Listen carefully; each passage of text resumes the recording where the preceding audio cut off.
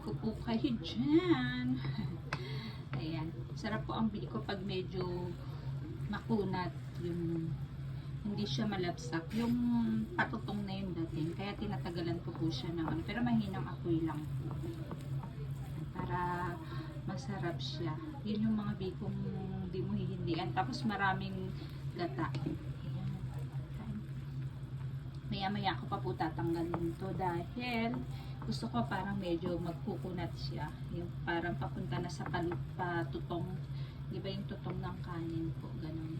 So, kaya pag inaano ko, binabaliktad-baliktad ko pa rin ng ganyan para po maging makunat po yung dating niya. Yan ang masarap na sabay sa kanin, ay sa kaping black coffee sa umaga.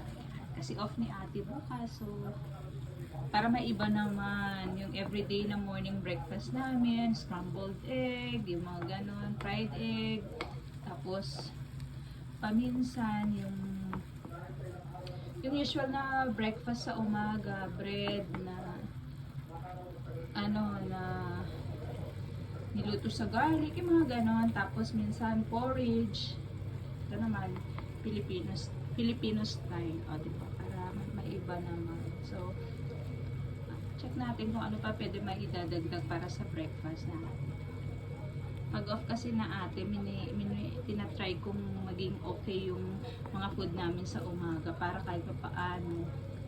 Kasi off yun, so sabay-sabay kami kahit anong oras kami matapos kumain, hindi magmamadali. So, ayan guys, sana nagustuhan ninyo. Nakainin po yan. Parang ininin ko po siya para maging parang siya, makunat. Yan. Pinakamasarap magluto ng ganito yung lola ni ate sa side ng papa niya. Sarap magluto si Tita Chats ng ganito. Biko.